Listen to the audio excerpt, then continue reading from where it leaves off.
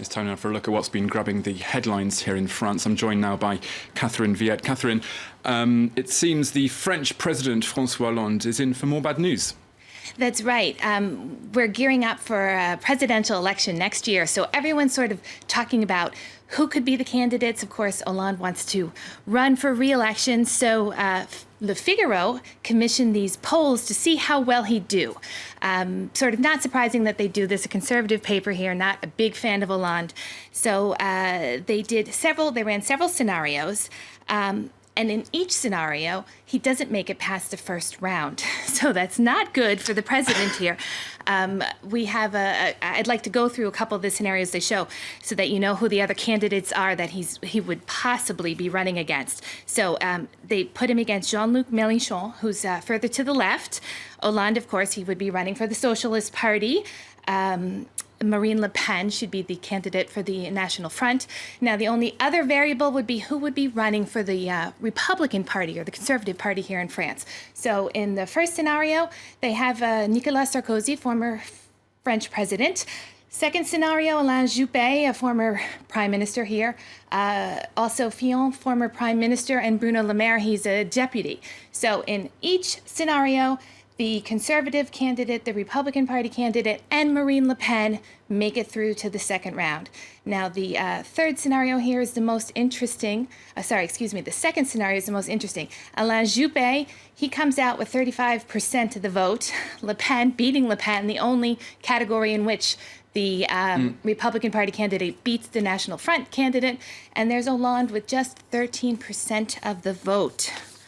So, yeah, the paper says it's quite a nightmare for the president. It's painting a pretty grim picture that Hollande could be re-elected. That's right. That's right. It's a pretty grim picture here. Inside, the paper goes on to say that 71% of French people don't want to see him run again. So, I mean, obviously, those are not good numbers there. And says that what's even worse about this particular poll was that it was conducted after he made his big push on television, where he was set to sort of, rebound and set his new platform out, and said clearly that didn't work, because if that was the case, these numbers here would have been better. Le Figaro adds that the economy minister, Emmanuel Macron, is kind of being discussed as a possible preferential socialist candidate. It's a theme that's being echoed too in the paper L'Opinion. That's right. L'Opinion is calling President Hollande Mr. 10%.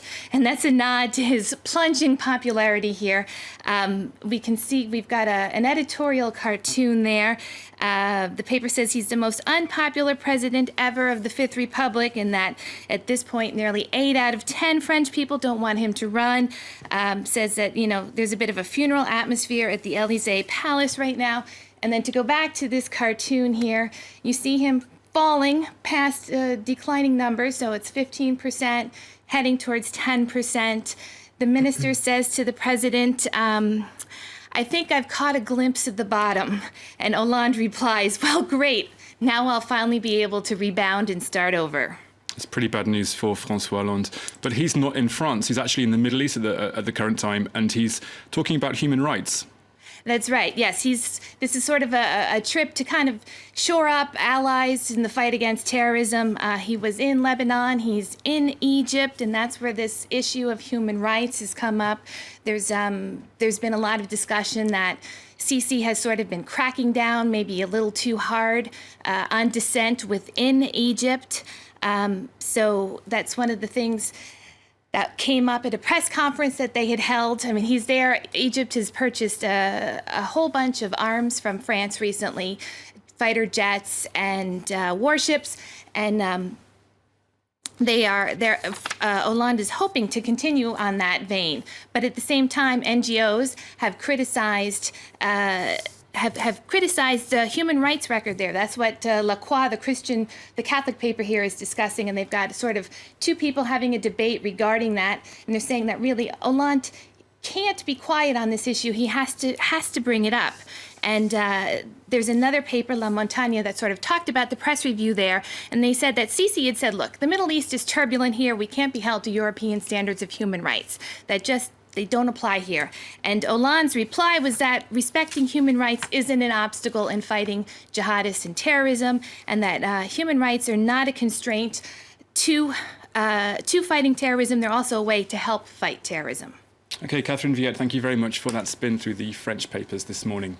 We're taking a very short break now, but there's more news and headlines coming up. We'll also have our focus report, which this morning takes you to one Chinese city set to be massively affected by a government plan to close the country's coal mines. Do stay tuned. Live from Paris continues.